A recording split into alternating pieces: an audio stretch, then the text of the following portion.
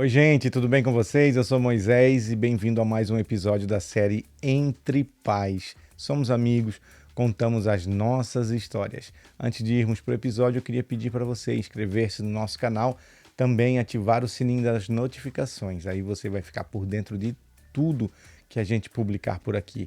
Não esqueça também de deixar o seu comentário e o seu like nos nossos vídeos. Aí o nosso material ganha mais relevância e o alcance aumenta dentro da plataforma.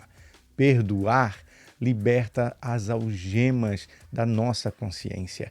Também cura as doenças emocionais do nosso corpo e nos permite viver felizes e em paz.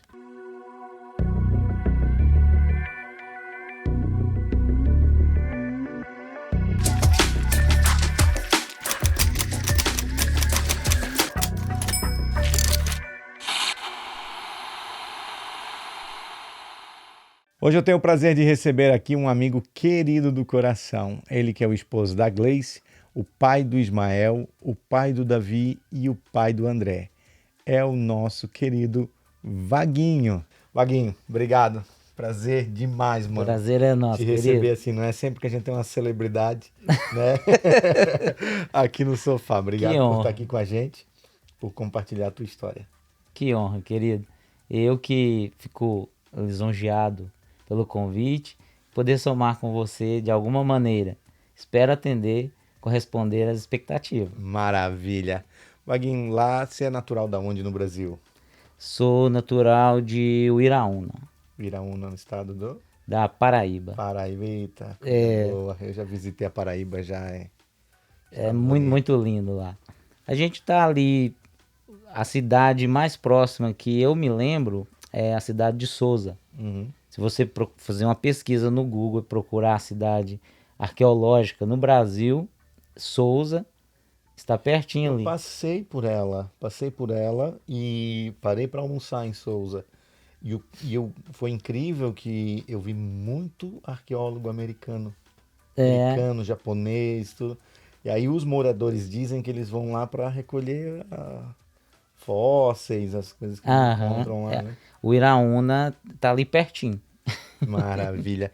E Vaguinho, como é que foi tua infância? Você Meu Deus. nasceu, cresceu, viveu sempre lá na sua cidade ou você mudou de lá? Sim, eu tenho registro lá de Iraúna, né? Uhum, E por volta de, o ano é 96 para 97, foi quando eu conheci o meu pai.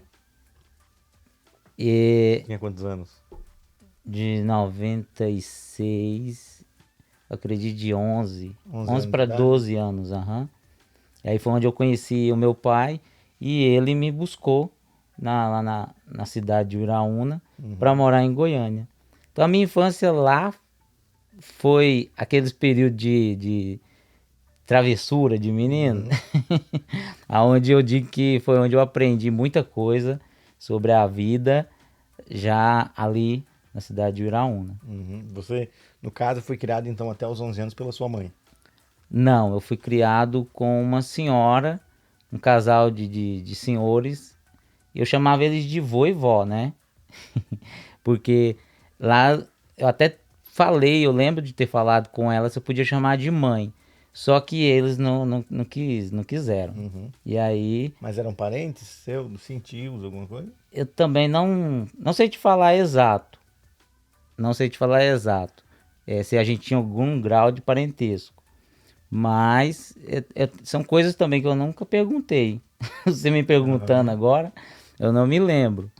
Mas eu fui criado por esse casal que tinha filhos, né? Filhas, duas moças que moravam com eles. E ali foi onde eu fui é, adotado, Uhum. né? A gente pode chamar assim, adotado. E aí convivi com eles até esse período. Ah, que bom. Você tem ainda contato com eles, com os filhos, com... Eu tenho contato com os filhos deles. Hoje eles Ah, já não está mais, né, uhum. entre nós. Eu acho que tem 2 anos, acredito que sim, que o senhor ele faleceu. Foi o Uhum. último que faleceu. E aí contato só com os filhos mesmo. E foi uma infância, digamos assim, feliz? Você cresceu feliz? Foi difícil? Como é que foi a tua Foi infância? difícil, porém feliz. Legal.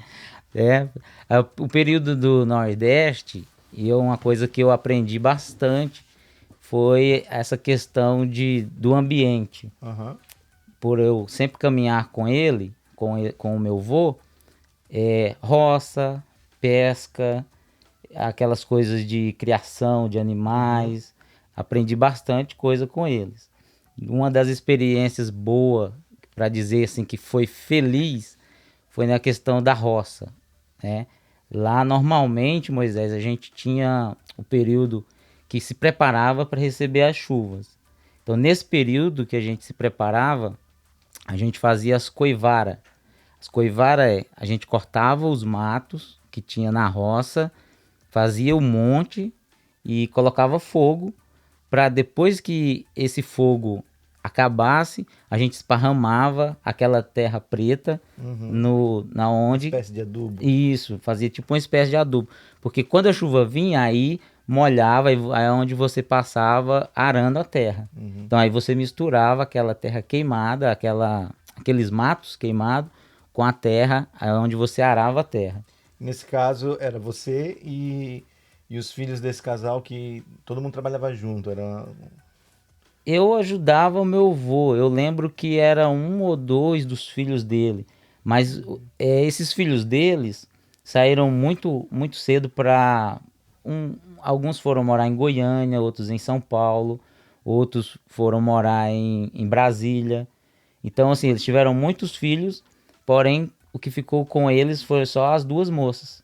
Ah, as duas moças. Eu lembro só de um que ficou ali, mas depois já foi embora também para São Paulo. E quando você falou que com 11 anos teu pai veio te buscar, esse foi teu primeiro contato com ele ou você tinha contato antes, você conversava, você via ele? Não, não, foi o primeiro contato.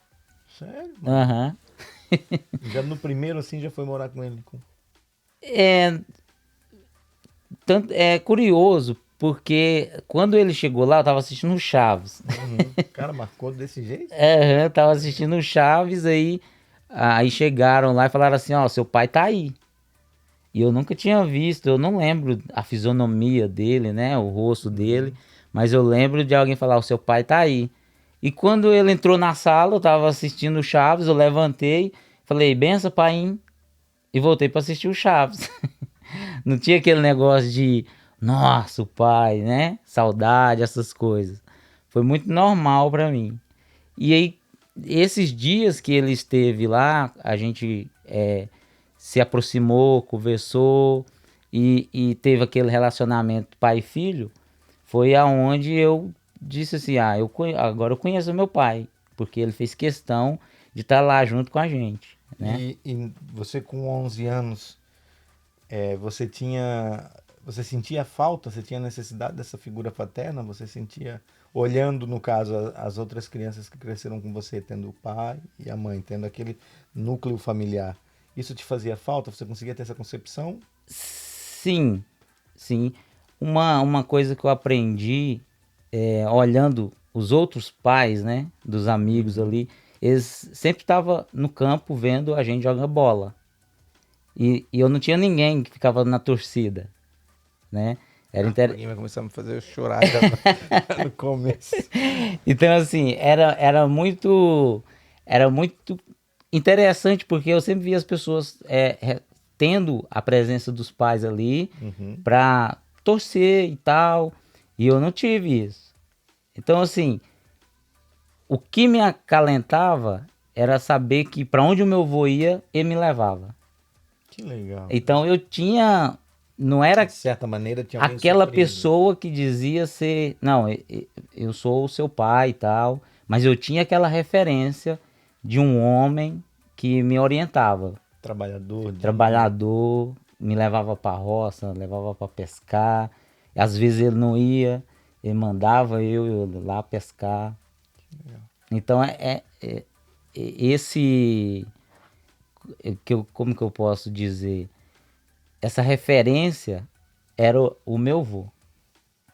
quando ele chegou, quando o meu pai chegou lá, pra mim era o pai, mas eu não tinha aquele sentimento, porque não era alguém que eu abraçava, beijava. Já como meu avô já fazia essas e até travessuras já com ele. E essa ruptura, porque você conheceu ele com 11 anos e já foi morar com ele, é isso, né? Uhum. E como é que foi isso Assim, pra foi você? Foi porque você saiu da sua cidade, lá na Paraíba, e foi pro para Goiânia. Goiânia. É porque ele tinha a família dele em Goiânia. Ele já tinha uma casa, já tinha uma estrutura em Goiânia. Pela família que eu tava, Moisés, eu não teria ido se não fosse algo maior, né? Por mim mesmo, eu não teria ido. Mas eu tenho uma irmã. E essa irmã morava com a família e ela era muito Mas essa irmã é da mesma mãe sua ou da do segunda? mesma mãe e do mesmo pai. Ela era a família que eu tinha lá em Uiraúna. E aí, só que ela morava com outra família também, ela era adotada por outra família. Então, nessa outra casa, ela era maltratada. Quando ele foi lá nos buscar, eu havia Aí ele dito, buscou os dois. sim, ele foi lá nos buscar, né, para morar com ele em Goiânia. Então, naquele período, por mim, eu não iria porque a família que eu estava morando era tudo lá para mim, né? E aí, por ela, eu queria que ela fosse. Porque eu acredito que na época, essa família que adotou ela, fica tipo dona dela, né? Ela chamava as pessoas já de mãe e pai, mas as pessoas exigiam. Só que maltratavam ela. Então foi muito sofrido a questão da minha irmã. E quando o meu pai chegou lá para nos levar para morar com ele, eu disse várias vezes que não iria, não iria. Porém, nós fomos visitar minha irmã. E aí lá a gente viu o estado que ela estava.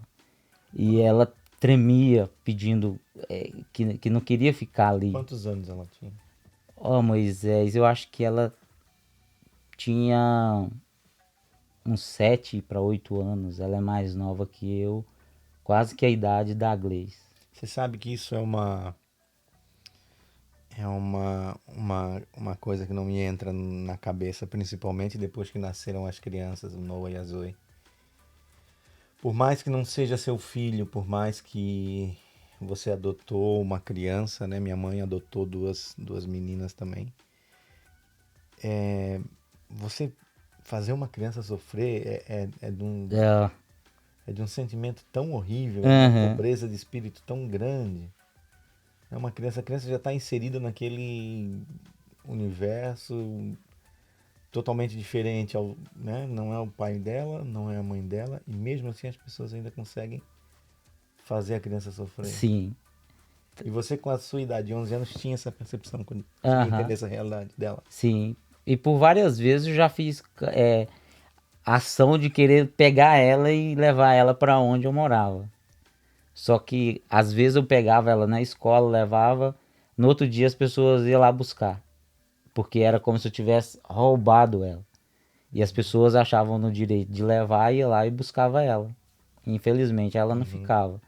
Então quando ele foi lá nos buscar, foi mais por ela.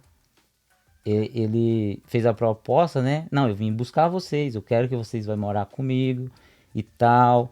Aí eu lembro que ele falou assim, mas vamos conversar.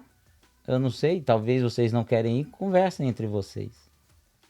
E ele levou a gente pra uma lanchonete, foi a primeira vez que eu comi bem na Sério, lanchonete. mano. Aham. E aí, a gente sentado, conversando, e eu falei com ela, que eu queria que ela fosse. Eu precisava que ela fosse. Que é onde iria ter alegria, paz, né? Porque só eu tava desfrutando de uma família boa. E isso era horrível pra mim. Aí ela falou que ela não ia, se eu não fosse. Aí eu falei pra ela, não, então eu vou, Uau. eu vou. Falando do episódio de hoje vai ser forte. Então tá, você sai com 11 anos com a sua irmã e vai pra Goiânia. O seu pai tinha outros filhos lá já? Ah, ele tinha com outra mulher. Uhum, Mas não era essa mulher que ele estava atualmente. uhum. Ele tinha teve com outra mulher.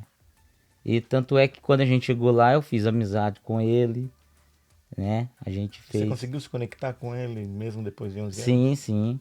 Porque chegando lá, a gente teve o período de morar com ele, só que por alguns percalços, Uhum, né? Eu fiquei assim muito pouco tempo na casa dele. Aí eu fui morar com uma tia, aí eu já fui para dentro da casa de uma tia, e foi nesse período que eu fiz amizade com esse meu irmão por parte do pai. uhum. Aí eu fiz amizade com ele, fiz amizade com outros. Foi onde eu descobri primos, Uau! Aí você tio. começou a ver a estrutura familiar. Aí eu comecei a entender, aí ver tia, tios. Eu tinha um tio que era mais novo que eu, que aí virou o meu parceiro, que foi aonde a gente foi se relacionando. E Uhum, dentro da casa da minha tia foi aonde, assim, que eu posso dizer assim, que eu comecei a desfrutar, compartilhar a cama com um, compartilhar quarto com o outro. E aí foi aonde a gente começou a querer viver uhum. aquela questão de família entre primos. Porque até então os primos que eu tinha eram aqueles que as pessoas apresentavam, ó. Esse aqui é seu primo, esse aqui não é seu primo, esse aqui é seu amigo. Só que lá em Goiânia eu descobri que eu tinha um irmão, tinha primos e tio. E aonde estava tua mãe? Tu não conseguiu descobrir? Não, eu descobri agora, Agora? recentemente. Sério, mano? Aham, descobri recentemente. Que ela tá na região de João Pessoa, Paraíba. Meu Deus, cara. É, Você conseguiu contato com ela? sim. Como é que foi esse contato? Ela mandou mensagem falando que era a mãe. Eu peguei a foto dela, que tava no status do WhatsApp, mandei para as pessoas, perguntando se conhecia ela, Uhum. porque eu não conhecia. Uau. Cara, que história. Que história. E hoje vocês têm uma relação, vocês conversam, trocam. Sim. E ela nunca te falou o porquê que você cresceu sem ela? Você também não quis perguntar. Não, aí entra aquela questão, né, ô Moisés? Eu, eu tento não trazer à memória algo se for para fazer o outro triste. Sofrer. É, tá certo. E pra quem não conhece, quem não convive com o Vaguinho, se você for aí na outra playlist, se você for ver ali na Manhã Exausta, você vai ver a entrevista com a Gleice. A Gleice, no caso, é a esposa do Vaguinho. O Vaguinho é casado com a Gleice, tem 3 filhos maravilhosos, né? Criados na igreja, criados com valores, criados com princípios. E, e quando eu soube assim um pouco da tua história, porque para mim tem sido uma jornada, Vaguinho, assim, incrível e ao mesmo tempo assustadora a paternidade. Sim, Porque eu sou responsável pelo crescimento de 2 seres humanos. sim, E quando eu soube da tua história e vendo o pai que você se tornou, sabe, além de inspirador, cara, é algo assim que você prova para nós todos os dias que a gente tem a força e o poder de mudar a nossa realidade. sim, Não importa de onde a gente veio, não importa de onde estávamos inseridos, o quanto nos machucaram. Porque você machucar uma criança, você. Eu sei que cada um tem os seus motivos. Tua mãe pode ter tido os motivos dela, as razões que foram mais sim, eu fortes que não, ela. não Não, julgo, não estamos aqui para julgá-la. nem o meu pai, nem a minha Nem, mãe. mas você ter um filho, eu não consigo me imaginar longe dos meus. Não, é horrível. Né? Quando eu vim pra América, eu até falei pra Gleice, a nossa vinda pra cá, eu falei, vou preparar um ambiente, vou preparar um lugar e logo em seguida eu quero que vocês estejam Uhum. lá. Porém, na saída, eu quero sair, eu não quero olhar pra trás e olhar pros meninos. e vamos deixar como se eu tivesse saído para passear. Igual a gente sai para o trabalho e no final do dia a gente se encontra. Então eu vou lá, mas eu vou nessa condição, não me impede para olhar para trás. Aí a gente despediu e eu só saí. Os meninos tinham quantos anos nessa época? Ah, o Ismael tava entre 9, porque eu vim em agosto, o Ismael tinha feito 10. E quanto tempo depois da tua saída chegou a Gleice com as Aí crianças? eles vieram com 8 meses depois. Ah, cara. Então aquilo ali, tanto é que eu não pedia pra fazer chamada de vídeo. Eu não gostava. Ficar longe dos meninos. Te trazia Eu, uma memória. não, eu fico. Ó, eu não consigo nem pensar. E assim, Vaguinho, tu cresceu, o teu pai, a tua família eram cristãos, tinham esses princípios? Não, hoje eles são cristãos. Hoje eu tenho convicção de quem eles são. Eu entendo a relação deles com Cristo, com a igreja, né? Hoje o meu pai, a minha irmã, a minha mãe, então eles têm famílias, têm ministérios. Então, assim, no meu coração é resposta de oração, entende?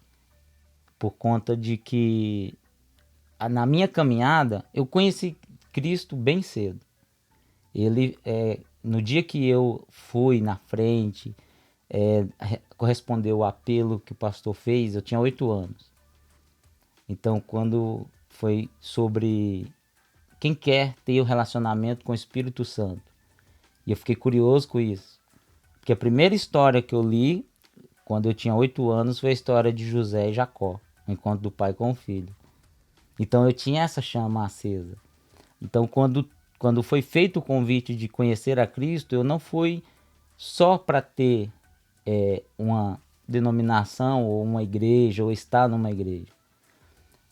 Comecei a frequentar por conta do lanche. Por conta do lanche. Mas quando fizeram o apelo sobre se relacionar com Deus como pai, aí eu não pensei não.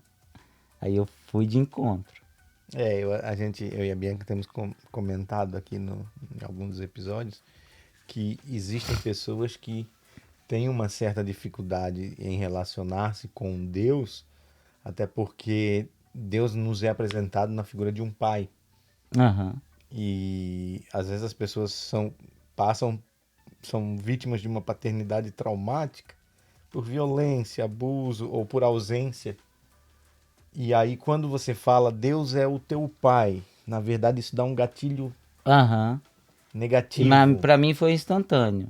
Para ti foi você, na verdade, sentiu a necessidade pelo fato de repente você não ter vivido essa paternidade. Sim, sim. Então quando eu digo que foi, eu acredito que foi resposta de oração, porque a minha oração, a partir de então, e aí eu comecei muito cedo também no ministério, né? A lia bastante a respeito de relacionamentos com Deus e com as pessoas. Então, logo cedo eu aprendi que a minha longevidade sobre a terra era em ser obediente ao pai e à mãe. Só que na minha cabeça só ficava a pergunta: como que eu vou ter uma vida longínqua aqui na terra se eu não conhecia meu pai e minha mãe? Mas eu acreditava assim, fortemente, de que quando eu começasse a orar pelos dois, seria o suficiente para entender que eu estaria sendo abençoado aqui na terra. Sem conhecê-los, você orava por eles. Aham. Tá difícil hoje. Meu irmão, sem conhecer você já orava por eles. Deus permitiu que você tivesse o contato com eles novamente. Isso, quando o meu pai apareceu e agora, por último, a minha mãe apareceu, e eu sei que ele está no ministério, ela fez questão de me contar a história dela com família, de que são tementes a Deus, buscam a Deus. Inclusive, a gente até mandou uma foto dos meninos, ela fez um pôster grandão, vou botar na sala. Então, assim, eu acredito, com toda a força do meu coração, de que isso é resposta de Deus. É verdade. Deus restaura, não importa, né, da onde a gente veio, o que nos aconteceu, Deus é capaz de restaurar. E no teu coração, como você falou aí, você sempre orou por eles. Então, quando você reconectou-se com eles, nunca houve em teu coração nenhuma mágoa, nenhum sentimento assim que eu preciso que eles Ou desabafar o que eles desabafar, ou que eles desabafam. peçam perdão, que eles me devem uma satisfação por... Cara, eu. Às vezes até a Gleice fala: você é muito frio. Você é muito, muito. Então eu acredito, eu tenho convicção de que esse sentimento não veio ao meu coração de, poxa, por que que não me pediram perdão? Poxa, por que que não falaram o motivo das coisas? Então eu tenho convicção no meu coração que esse sentimento de mágoa, de remorso ou tristeza é Deus que não me permite passar por isso. Eu vejo como você conseguiu, como poucos, não guardar aquilo que te fere, né? Porque é muito comum, É, né? eu não me apego também a. Se você me falar assim, e dia de pai, dia de mãe, você nunca sentiu falta? Poxa, eu senti falta. Mas eu tive convicção de que. Sabe aquela sensação de quando as pessoas dizem assim: ora, porque você vai encontrar eles lá no céu. Então eu sempre coloquei isso no meu coração. Se eles forem salvos, eu vou encontrar com eles. Então você orava pela salvação de seus Nesse pais, sentido. porque você sentia a necessidade de encontrar com eles. Uhum. Essa é a importância, né? As pessoas não entendem, às vezes, a importância da presença de um pai, da presença de uma mãe, né? Uhum. E aí o tempo passou lá em Goiânia, você conheceu a Gleice, foi isso? É. Dentro como família. Porque eu passei a morar também, depois que eu mudei, eu morei na casa de uma tia, depois eu morei na casa de uma outra tia e depois meio que voltei para morar na casa do meu pai. Só que por conta de trabalho, eu trabalhava muito longe, aí foi aonde eu fiz amizade, jogava bola com os irmãos da Gleice, com o pai dela. Legal. Então a gente teve assim uma proximidade muito, muito forte. Antes de ter algum relacionamento, de namoro, coisa parecida, eu tinha feito amizade com Uhum. a família dela, né? Ai, que E legal. sempre tava junto com o irmão dela, jogava bola. Aí levei ele para trabalhar também, junto comigo. A gente fez uma amizade muito forte. Então nesse período foi aonde a gente, por frequentar a mesma igreja, juntamente eu e a Gleice, e uma mocidade muito grande, aí foi onde a gente foi se aproximou e a gente começou a conversar. Uhum. No meu caso, eu e a Bianca também, mesma igreja, mesmo crescendo junto ali, acabou deu no que Aham. deu. Mas aí vocês começaram a namorar, né? Depois casaram, vieram as crianças. E porque você não teve tuas referências de paternidade, né? Maternidade, tuas referências foram poucas, né? Foram, na verdade, de pessoas que você conviveu, Sim. que de certa maneira faziam esse papel, né? Mas como você falou que você morou em várias casas, É porque isso. antes de casar, foi onde eu saí da casa do meu pai de novo e fui morar na igreja. Então eu Uhum, morava na igreja, ficava um período na casa da Gleice, depois morei na casa de um outro casal de irmãos, e aí já eram uhum. pessoas já da igreja. Então, assim, muitas famílias, né? E como é que foi para você quando você teve nasceu Ismael? Como é que foi para você assim, ó, você sentiu que os papéis se inverteram agora? O Vaguinho filho, né, Vaguinho negligenciado, Aham. agora estava na posição, porque nós tendemos a repetir padrões, nós Sim, tendemos a replicar aquilo que nos é feito. a gente Você aprende. já tinha essa concepção quando ele nasceu assim, você tinha isso no teu coração? Eu preciso ser diferente, eu preciso fazer diferente, como é que foi isso, Vaguinho? Cara, é bem diferente, porque eu digo sempre até pra Gleice, né? Eu sou diferente Aham. dos demais. Eu sou diferente dos iguais. Porque a minha expectativa, quando a gente ficou sabendo que ela estava grávida, foi assim, a gente, 2 anos de casado e, um sonho que eu tinha. E tanto é que Deus me mostrou no sonho o que era a criança, era um menino. Então, quando eu tive aquele sonho, eu falei, poxa, Deus vai me dar um varão. E o nome já estava já. Quando a gente começou a namorar, nós já colocamos os nomes dos meninos no papel e falou, esse daqui é o nome deles. A gente vai orar e assim, empenhados para que quando acontecesse não fosse nada de surpresa, mas tudo já bem preparado, né, para aquilo. Então, quando ele nasceu, no dia de nascer, a Gleice chegou perto de mim e falou: a bolsa arrebentou, eu vou ter que ir pro hospital. Eu tava sentado, trabalhando, tava no pet shop lá, eu falei, então tá bom, na hora que você voltar pra casa eu vejo. Porque pra mim, eu não sabia como reagir. Eu estava para experimentar algo que eu ainda não tinha experimentado, né? E Uhum. ninguém me falou, olha, vai acontecer isso quando o neném nascer. E da mesma forma que ninguém me falou nada sobre quando casar, faz isso, faz aquilo, era o pastor que orientava, da maneira dele. Então, quando o Ismael nasceu, ela foi no hospital, para mim ela saiu com a Uhum. barriga grande. Você continua trabalhando? E eu continuei trabalhando, trabalhava no pet shop, era porteiro, no, era porteiro um dia sim, um dia não, então o dia que eu tava de folga eu tava no pet shop. Quando o pessoal da portaria até me contaram depois, né?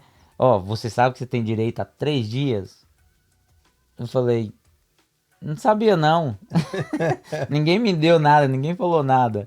Então, quando ele nasceu, aquele dia que eu fiquei de folga, eu fiquei o dia, quando ele voltou para casa, né? Eu fiquei o dia e a noite cheirando ele. Eu não dei conta de sair de perto dele. O tempo inteiro em cima dele e acordado mesmo. Não teve aquele negócio de dormir. E tanto é que, acho que na terceira noite, eu dormi porque eu tava cansado de ficar perto dele, cheirando ele, olhando para ele. Eu fiquei cansado, que a Gleice falou que do jeito que eu dormi, eu fiquei por cima dele, ele por cima de mim, e ela falou que ficou assustada, porque ficou com medo, porque eu não tava. Nos outros dias eu não conseguia dormir. E no dia que eu durmo, eu fico passando por cima dele. Então, assim, pra ela foi. Aí ela teve que me acordar. Então, naqueles dias, exatamente, eu me lembro como se fosse hoje, a preocupação. Eu falei, poxa, cara, agora, agora eu entendo o que faltava pra mim. Agora eu entendo. Porque quando eu vi ele, eu não conseguia imaginar eu me afastando dele. Cara, doía. Imagina. Eu também, eu fico aqui, às vezes aqui na América a gente trabalha muito, né? Uhum. E às vezes tem semanas agora até com a geração de conteúdo que a gente tá fazendo aqui, a gente acaba não tendo um pouco de tempo para estar o tanto que queria perto deles e eu sinto uma Junto falta, a gente sente deles. uma falta, né? E eu creio muito que Deus é poderoso para restaurar tudo. Sim. E, E só e ele nos sabe. meus filhos eu vejo, até a frase que eu usei no primeiro episódio nossos filhos nos ensinam a perdoar os nossos pais porque os pais agora somos nós. Aham. E a, a, a- apesar de que você ter falado que você não carregava mágoa, mas quando você viu o Ismael, você sentiu assim que era ali estava uma possibilidade de você fazer diferente de tudo que foi feito contigo? Assim, nesse período que, inclusive, que foi o período que eu experimentei de Deus, o cuidado dele. E cada um vai ter sua experiência Sim. com Deus, né? Mas as minhas experiências é a respeito de alimentação. As minhas experiências. Quando a pessoa diz assim, ah, eu orei a Deus e Deus abriu uma porta de emprego. Cada um ora de Uhum. acordo com o que o coração carrega. Então outras pessoas, ah, eu orei a Deus para Deus preparar uma melhoria de financeira, alguma coisa. Então sempre eu orei para Deus no sentido de o Senhor é meu pai, eu sou seu filho, e é essa oração que o Davi faz sempre. Eu sou o seu filho, você é o meu pai, e eu necessito, eu careço apenas do teu cuidado. Então, quando o Ismael nasceu, ele teve um período de que ele não mamava. E ele precisava de uma fórmula, a gente chama não. Uhum. E eu lembro que esse não era muito caro. Era muito caro. E uma mulher chegou um dia, foi logo assim, nos primeiros dias mesmo de vida dele, chegou uma mulher lá e a gente tava, não tinha uma renda boa. Mas eu lembro dessa mulher bater na porta e falar que precisava de um alimento. Aí a Gleice correu lá dentro, pegou um feijão. Eu fui no supermercado, comprei uma carne para ela e dei. No que eu dei isso, preparei isso, essas coisas e levei, demos para essa mulher, ela saiu, Deus abençoa. Nesse período, nessa sequência, nós descobrimos que ele tinha que tomar o leite Nan. E uma farmácia, se eu não me engano, uma farmácia doou algumas latas. Deus cuida, né? A resposta de Deus a respeito do alimento. Então, quando eu me deparei com a situação de, poxa, eu tenho um filho, eu preciso dar o melhor que eu não tive. Só que as pessoas, às vezes, Moisés, criam um bloqueiozinho dizendo, e eu até vejo muitos especialistas, eu não sou especialista em Uhum. nada, tá? Não sou formado em nada, porém, eu vejo especialistas dizendo que essa forma é até prejudicial aos nossos filhos, dá tudo que Uhum. nós não tivemos. Mas eu não vejo nesse sentido. O sentido que eu vejo é, eu passei necessidades, passei dificuldades, não é que eu vou dar o melhor ou eu vou Pra dar esbanjar, tudo né? para esbanjar. Eu vou fazer de tudo que eu posso. Aí eu aprendi uma frase. O que é fazer com excelência? Não é fazer com o melhor, é fazer o melhor com o que eu tenho. Esse é o perfil de excelência para mim.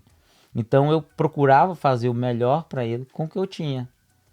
E hoje a gente vê que tudo aquilo que a gente foi preparando, cuidando, tratando com a ajuda de Deus, a gente tem recebido de volta. Porque se eu posso olhar para o meu filho mais velho, o Ismael, e uma coisa que eu posso olhar e eu sempre converso isso com ele, você tem algo dentro de você que é diferente dos demais, mesmo. A humildade. Mas é porque ele sabe onde ele passou. Ele experimentou, sabe? Uhum. Algumas coisas que eu garanto que alguns jovens que são amigos dele não passaram pelo que ele passou. Então por isso que ele aprendeu a responder e corresponder com sorriso. E hoje aonde ele chega com sorriso, ele encanta, ele cativa, ele conquista. O espaço que ele está adquirindo hoje é por conta disso. Uhum. Essa humildade que ele adquiriu naquele processo. Quem você que tá assistindo aí, a gente convive com o Vaguinho e com a Gleice e com os meninos. E isso que ele tá falando é verdade. Ismael é um menino que transborda amor. Você vê assim, você chega perto dele, você sente o amor, assim, a doçura, a ternura dos dois demais também. E, e essa questão que você falou aí dele saber ter essa noção, foi até uma experiência que aconteceu com a gente, porque nós conversando, as crianças vão crescendo e a sua noção de mundo vai se ampliando Sim, conforme elas vão crescendo. Então, chegou um dia que a gente falou com o Noah e a Zoe sobre alimento e tal. E ele, não quero isso. Aí um dia a gente explicou para eles. Entramos na internet e mostramos para eles.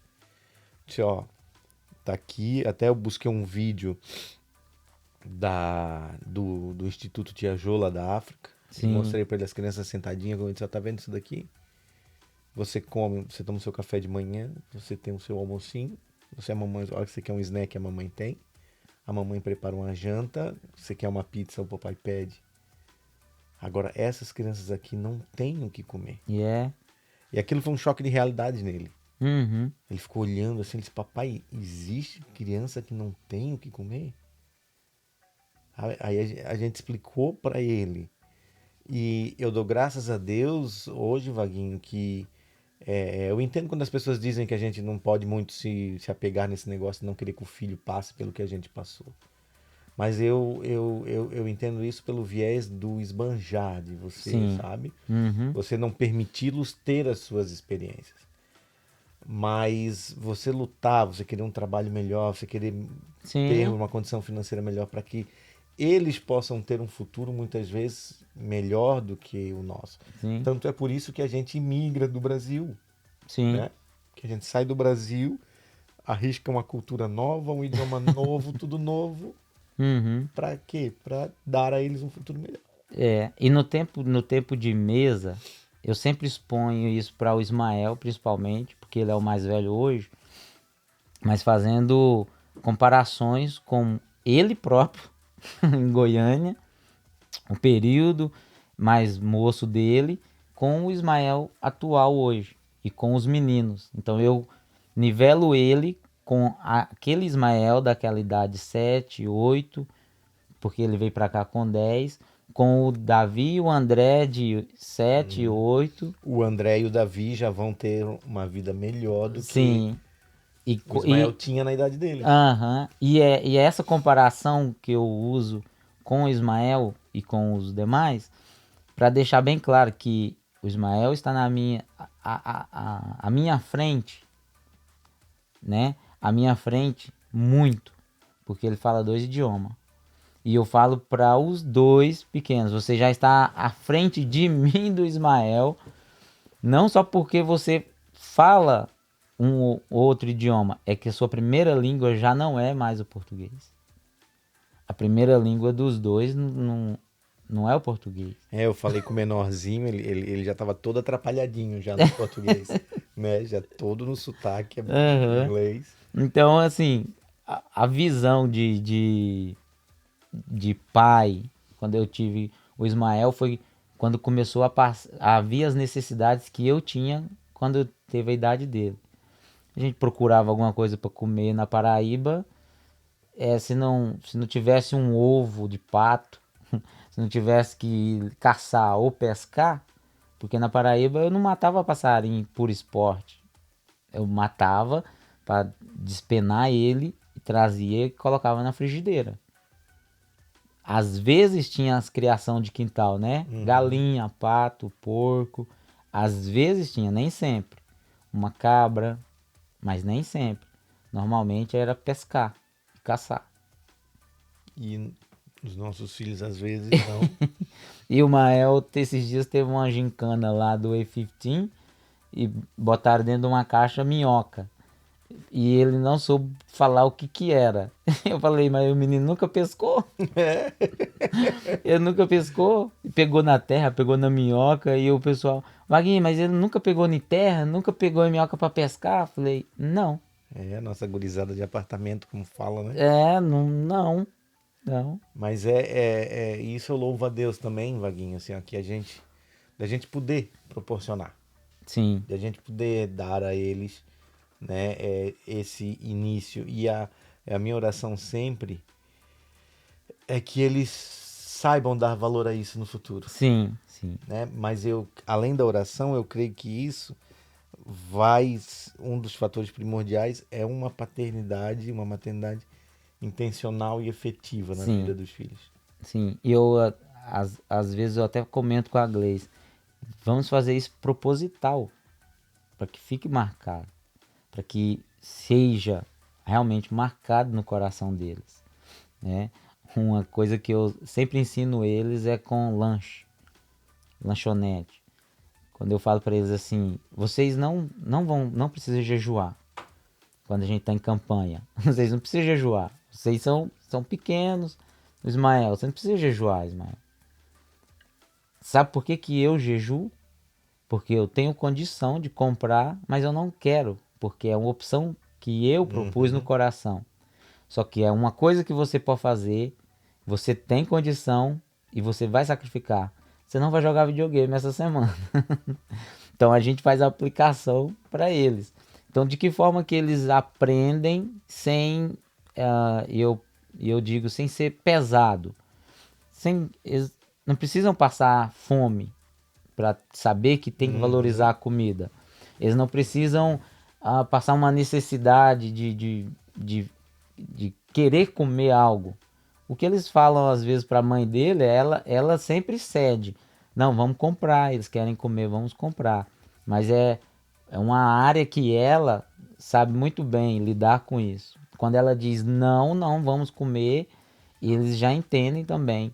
Então, sempre quando eu influencio eles dizendo, olha, você precisa sacrificar isso, não vai ser pesado para você.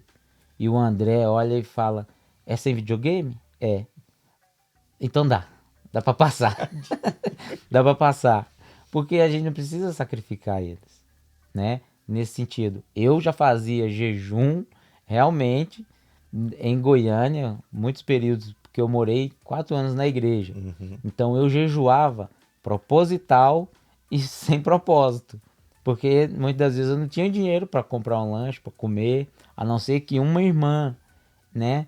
A família que me ajudou bastante, a irmã Carmen, irmão Edson, me ajudaram bastante na casa deles, me davam comida. Muitas das vezes eu chegava depois do culto, chegava lá e eles, tem comida aí, Vaguinho, come. Então assim, às vezes Deus preparava isso. Às vezes não. Às vezes, da mesma forma que eu dormia, eu acordava, dormia, acordava, sem uma refeição. Mas nesses dias eu fazia propósito. Falava, não, vou fazer propósito. E no caso, vocês tiveram 3 meninos. O Ismael, o Davi Davi e o André. e o André. Dos 3, a criação ali, como é que é a sua relação? Você consegue manter flat a criação igual para todos? Ou há aquele mais chegado, há aquele que se acomoda melhor no coração do pai? Então, isso eu acho meio complicado de dizer de que há um melhor. Não, não seria o melhor, mas aquele que como a Bíblia fala de Davi, um homem segundo o coração de Deus, ele Sim, tinha uma capacidade de chegar-se ao coração do pai. Dos 3, tem algum assim que... eu posso dizer que os 3 chegam na mesma intensidade por conta da obediência. Aham. O que eu peso muito é a obediência. Tem algumas vezes que o mais velho é muito, mas é na risca, obediente na risca. Porém, ele não tem tanto carisma em receber uma ordem quanto o menor de todos. O menor de todos ele faz sorrindo, Não, ele é um tudo amor. ele faz sorrindo. Aí já tem o Davi. Ele pode não responder de imediato. Ele é aquele que fala: "Não, vou fazer não". O Davi, Aí você fica engraçado, né? olhando para ele. Engraçado que o Davi, eu sempre olhei pro Davi, e o Davi, eu sempre notei que dos 3 ele é o mais foguete. É, Porque eu percebo assim, ó, nas brincadeiras lá que ele tá sempre levando o menor com ele, Sim, sabe? Ele tá sempre aqui, ó, pá, pá, pá, ele ouvindo aqui, influencia. influência. Aham. E ele é aquele carinha que fala assim, não, não vou fazer não. E ele fala pra você, não, vou fazer não. Davi, lava vazio. Não, não vou lavar não, lava você. E ele, ninguém faz ele lavar. Só que quando você não tá por perto ali, é ele quem organiza tudo. Ele organiza, ele pega uma coisa, limpa, lava, passa. E o André, às vezes o André tá dormindo e ele fica fazendo, falando aí, ó, tá dormindo, folgado, tá dormindo. Então, eu acho que em cada nível, Uhum. eles, mais assim, o abraço, o beijo, todos eles deixa eu beijar eles, morder eles.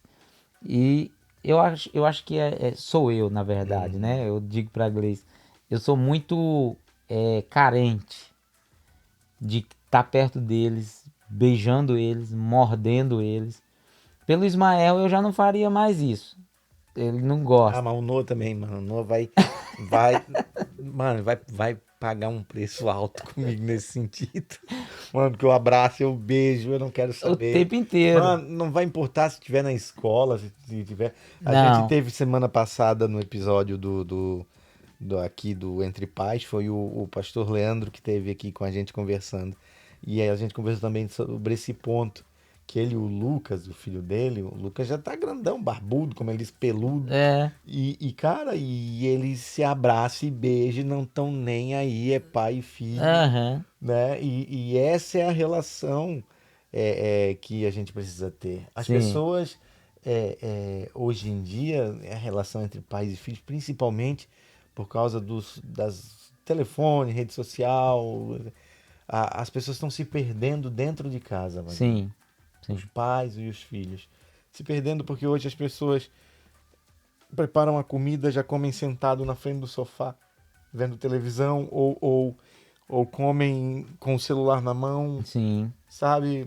Não há mais aquele tempo de mesa. E o que a gente observa de vocês é que vocês sentem prazer em estar juntos à mesa. sim, A mesa é sempre uma celebração para vocês. aham. Uma coisa que eu priorizei quando a gente nos casamos, né? A Gleice e eu falei pra ela, eu quero comprar uma mesa. Compramos uma mesa de 6 cadeiras. E era só eu e ela. Porém, essa mesa sempre precisa andar conosco. Que aí foi o Ismael, depois o Davi, aí veio o André. E até o André, na cadeirinha, a gente colocava ele naquelas cadeirinhas que tem tipo uma mesinha, colocava sempre eles do lado na mesa. Se os pais entendessem a importância da mesa, o Sim, simbolismo da mesa, a mesa é um local onde nivela todos. todos. Aham. Todos estão no mesmo nível ali. É na mesa. Quando Cristo foi reconectar a humanidade, né, que estava perdida no pecado, ele começou todo o processo na Numa mesa mesa. Aham. com os discípulos. Esse processo de mesa é o que eu digo, que eu chamo de discipulado familiar. É onde a gente abre a exceção. A gente tem um linguajar lá em casa de dizer que somos amigos. Somos uma família amiga, né? Então nós somos amigos. Aqui na mesa você pode falar em que eu te ofendi. Uau. Sem preocupar com que eu vou levantar a mão, a sua mãe vai levantar a mão, ninguém vai alterar. Abra o seu coração. Quem te ofendeu? Foi o Davi? Foi o Ismael? Quem te ofendeu? Por que você tá assim? Ontem você estava sorridente? Por que hoje você tá sério? Você não tá querendo brincar? Esse confronto de cara a cara, ele tem a liberdade de dizer: o Davi me ofendeu. O Ismael não tá dando atenção para nós. É na mesa que ele se expõe. O Ismael tá só saindo com os amigos, não quer brincar mais com a gente. E lá eu nivelo. Nós nivelamos todos. A, a, a consideração. Eu preciso ter consideração por você. Se você está sentado na mesa, eu preciso te honrar. Honrando você é com o meu tempo, sentado, prestando atenção no que você está falando. Onde erramos? E a gente bota assim bem às claras. Por isso que às vezes tem mensagem caindo, aí a Gleice olha o celular, é o Davi que fala. Olha o celular na mesa. Imaginou já uma criança falar para a mãe, olha o celular na mesa? Eu teve uma época que o Noah falou para mim, eu chegava do trabalho e ia ali resolvendo e fazendo às vezes os daily reports ali sentado jantando. E o Noah uma vez falou para mim, papai, chega de celular, papai. Bem assim, chega de celular, papai. Vamos ficar em família. E às vezes é um choque, É um né? Que choque, a gente também faz porque a gente despercebido. vai no automático mesmo. Aham. Então, nessa mesa a gente alinha tudo. Onde eu falo pra Gleice, você precisa conversar na mesa. Alguma coisa que tá fora, você precisa expor na mesa. Ah, mas é porque. Então é todo aquele processo de cultura que a gente tem, mas Uhum, se não fizer desde do pequeno, na hora que chegar no adulto ele não vai conseguir se confrontar. é Aí verdade. vai ser uma natureza que, meu Deus, aonde que esse menino foi forjado? Eu vejo hoje, eu e a Bianca estavam conversando sobre isso esses dias. Há uma teoria aí de criação de filhos que parece ser bonitinha, amorosa, mas na verdade é demoníaca, que é uma criação onde não se pode dizer não ao filho. Sabe, eu ouvi da boca de um pai que tem essa metodologia com o filho, diz assim, não, é porque eu estou criando meu filho para ser servido pelos outros. Eu disse, Sim, cara, mas o primeiro confronto que esse menino tiver, o primeiro não que a vida der, ele vai se matar, sabe? corre o risco. Corre o risco. Então, a importância do pai, da mãe, principalmente da figura do pai, porque numa das ministrações do pastor Benhur, ele falou assim que o pai é responsável por atrair A glória. a glória e a presença de Deus para dentro do lar. E a mãe a A mantém, mantém. Aham. mantém. Então, é um trabalho em conjunto, Sim, né? precisa E ser. o que acontece hoje em dia é que a gente vê é dos pais perdendo esse sacerdócio, abdicando desse sacerdócio de serem eles aqueles que irão atrair a presença, a glória da Sim. presença de Deus, Uhum. né? Transferindo para as mães ou até mesmo em virtude hoje do que a gente vê aí desses ensinamentos ideológicos demoníacos em que as mulheres acabam é, querendo assumir esse papel. Sim. E a maioria das vezes, se você vê a mulher mesmo com esse propósito de casinha, Né? casinha perfeita, né? Ah, meu marido, meus filhos, e às vezes encontra um companheiro que não tem aquela visão ou essa Uhum, cultura, né? Focalizada como homem sacerdote. Então, às vezes, você vê a mulher com forças, unhas e dentes, tentando uhum, estabelecer isso num lugar onde o homem não foi uhum, preparado ou não está habituado àquele ambiente. Uma coisa, Moisés, que eu aprendi, eu digo que eu aprendi cedo, mas foi porque eu olhei, observei muitos lares. Lugares aonde os filhos, por serem deixados de lado, uhum, a mãe ou o pai também não se encontram dentro da casa. Eu via muito isso. Porque, primeiramente, eles deixaram a responsabilidade. E eu chamo de essa é minha responsabilidade. Qual é a minha responsabilidade? Mostrar Deus para os meus filhos? Sim, também. Mas é mais cuidar deles para Deus. Porque o que eu estou cuidando não é só de uma casa, né? Casa, estrutura. Eu estou cuidando de uma família e essa família uhum. precisa ser bem cuidada para glória de Deus. Então as pessoas vão me olhar, nossa, que exemplo de homem. Vamos ver os filhos. E eu uso a linguagem lá em casa. A liberdade que eu tenho, ela não pode ser perdida ou não pode você não pode viver sem saber utilizar a liberdade.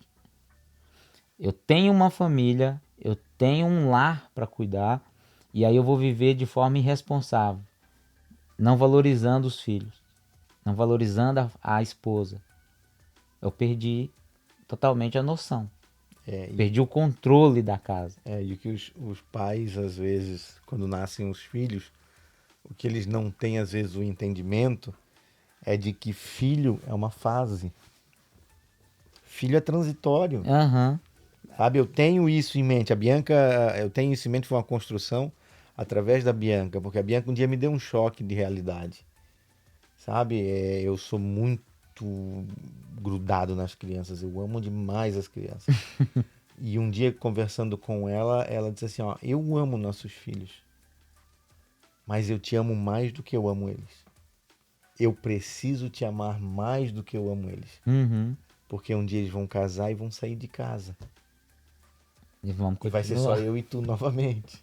Vamos continuar Então, o que junto. eu vejo hoje são os pais se perdendo dentro de casa. Aham. Né? E uma das coisas que eu acho lindo assim, na criação da Bianca com as crianças é que ela está preparando já o Noah e a Zoe. O Noah para amar a esposa dele, muitas vezes mais do que a nós, Uhum. e a Zoe para amar o seu esposo muito mais do que a nós. Porque esse é o segredo.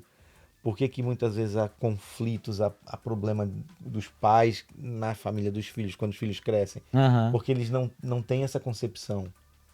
Né? A gente é tentado a olhar para os filhos sempre como criança. Mas você vê, os meninos já estão reclamando que o Ismael já está brincando, já Com está mais com saindo os mais. amigos. É porque tá acontecendo, tá chegando o momento da saída do ninho. O Ismael já está se preparando para voar. Assim.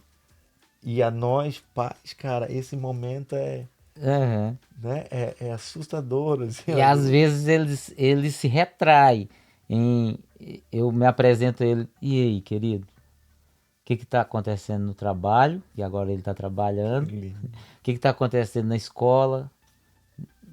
Reuniões de igreja, o que está acontecendo? Eu preciso saber o que tem dentro do seu coração.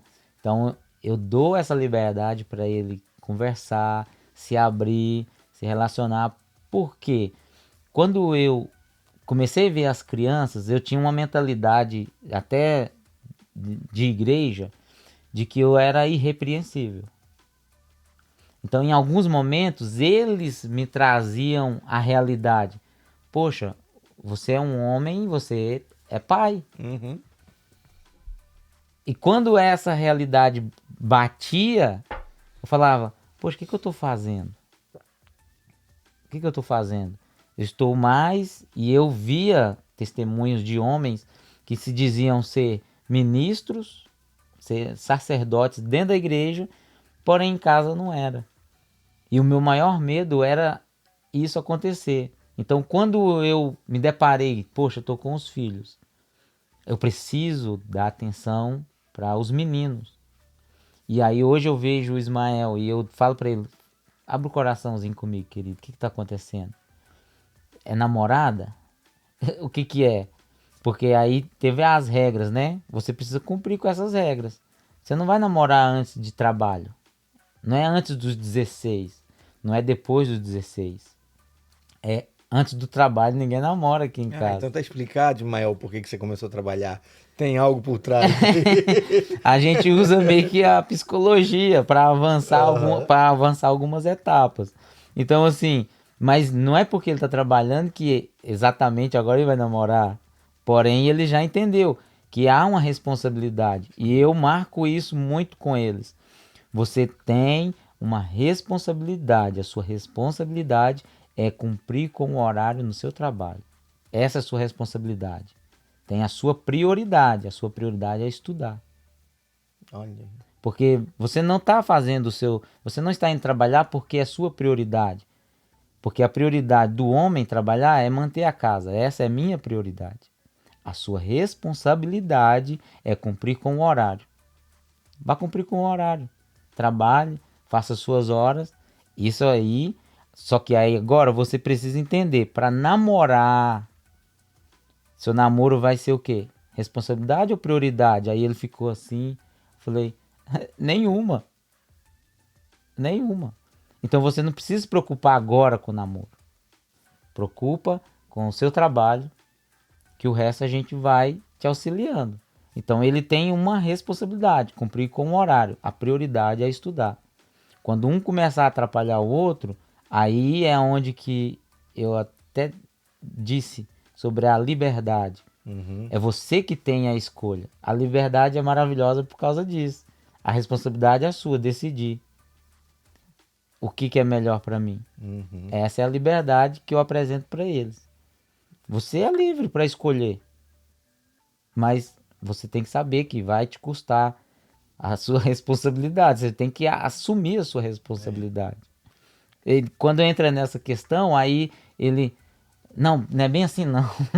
Não é bem assim não. O senhor tá deixando eu apertado. Não é bem assim não. Me explica direito. Então, o que eu devo fazer? Que lindo esse conceito. Aí joga pra cima de mim, aí eu falo, não. Então, eu na sua condição eu faria assim, assim, assim. Aí ele, então eu vou fazer assim. É onde entra o conselho. Porque eu dou liberdade para ele escolher. Quando ele tá inseguro, aí entra o conselho e ele acata. É nessa questão que eu digo que ele é certeiro. Quando ele diz assim, não, vou fazer isso que o senhor tá falando. Parece que faz sentido. Falei, eu nunca fiz. Mas se eu pudesse escolher naquela época, eu escolheria isso. É incrível, mano. Mano, te falar assim, ó.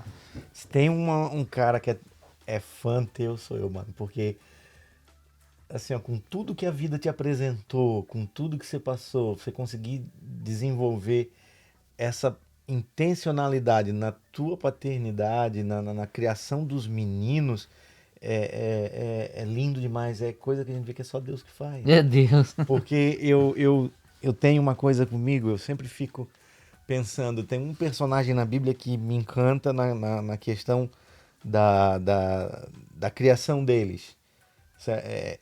A Bíblia não cita seus nomes. A Bíblia não dá nenhuma evidência a eles. A Bíblia dá evidência ao filho, que foi Daniel. Uhum. Só que Daniel, quando vai orar, ele vai orar ao Deus dos seus Paz. pais. Longe, cativo na Babilônia, longe de casa. Mas os pais colocaram um Deus tão profundo lá dentro Uhum. que quando ele estava lá longe na Babilônia, ele sabia que os pais deles ele tinha um Deus e esse Deus ouvia. E esse é o nosso desafio, Vaguinho. É. Nesse mundão que está aí, nessa Babilônia que se apresenta hoje para esses meninos. Esse é o nosso desafio, cara. Uhum. Sabe? Colocar Deus tão profundo neles, Sim. né? Que quando eles for lhe apresentado algo, quando for lhe apresentado algum manjar, alguma comida, ele sabe. É saber discernir. Quando... Aí talvez você até pode me perguntar, né? Essa é a mentalidade do Ismael. É um tipo de ensino que eu aplico, a Gleice aplica com ele. Como que a gente faz com os demais? A gente passa a responsabilidade para eles. Quando hoje o Davi é o que mais conversa comigo sobre a questão da homossexualidade ou homossexualismo. Ele fala que tem amigos que querem namorar um menino com outro menino. Isso é muito sério. Então eu falo para ele, como que você age nessa situação? Qual é a sua responsabilidade? Aí ele diz, a minha responsabilidade é não namorar nem com menino, nem com menina, é dizer para eles que a nossa idade ainda não nos permite. Que bom. Então a forma mais natural de dizer para o Davi, a sua responsabilidade é fazer com que seus amigos, as crianças que estão em volta de você, entendam que você serve a um Deus, que é legal servir Ele, é legal estar com Ele, mas nem tudo que parece ser legal, Ele está feliz com isso. É a sua responsabilidade. Então, passo isso para ele, passamos isso para o André também, sobre não criticar, não falar que a pessoa está errada, não ofender com palavras, não destratar, não ser preconceituoso mesmo. E a gente pergunta para eles, e você pode até perguntar para eles, André, o que é preconceito? Ele vai te dizer, tratar mal as pessoas. Legal. Então, no coração dele, ele não pode ser preconceituoso com ninguém. Ou seja, não tratar mal. Ele tem que ser atencioso, tem que servir, prestativo e olhar sempre com carinho para as pessoas. Que maravilha. Vaguinho, obrigado, meu mano. De nada. Obrigado mesmo. Eu que agradeço. Te amo, mano. Obrigado. Eu que te agradeço Foi incrível, incrível demais. por nos ouvir. Que isso, tua história só enriquece a gente. Eu creio que pessoas que estão aí do outro lado assistindo foram tocadas, Espero né? que sim. Pessoas que, quem sabe, passaram pelo que você passou e hoje reagem de uma maneira diferente. Uhum. E você é a prova viva de que os ciclos ruins se encerram quando iniciam-se ciclos bons. Sim, E nós somos responsáveis pela construção desses novos ciclos, sim, né? O passado, o que aconteceu a você, não define o seu presente, de forma alguma. não define quem você é. Você pode pegar toda aquela maldade que foi feita com você e decidir: isso termina em mim, Sim, isso termina comigo. Daqui pra frente vai ser diferente. sim. Se eu posso concluir, Dale, você fica à vontade.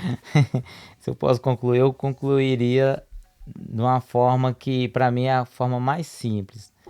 É por meio da fé. A gente não faz nada vendo ou esperando algo de bom venha sobre você por causa daquilo. Senão seria barganhar com Deus. Mas eu digo que é fé. Eu vou fazer tudo isso com princípios em ser obediente a Deus. E eu sei, porque a palavra de Deus diz que Ele sempre tem o melhor para nós. Amém. Obrigado, meu mano. Gente, tá aqui episódio número 2. Aliás, perdão, 3. Episódio número 3 da série Entre Pais, Somos Amigos, Contamos as Nossas Histórias. Obrigado a você que chegou até aqui, que ficou até o final conosco. E eu quero pedir para você que ainda não é inscrito, inscreva-se em nosso canal.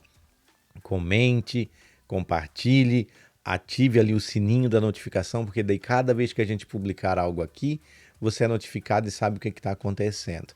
Então, quando você vai lá, comenta, compartilha, você gera engajamento no nosso conteúdo, você faz com que a plataforma acabe distribuindo mais o material e nosso alcance aumenta, chegamos em mais pessoas. Que Deus te abençoe, muito obrigado para você mais uma vez que esteve até aqui, tá bom? Não esqueça que estamos nas plataformas de áudio Spotify e Apple Podcast. Que Deus abençoe a tua casa, que Deus abençoe a tua vida. Que Deus abençoe a tua família. Em nome de Jesus.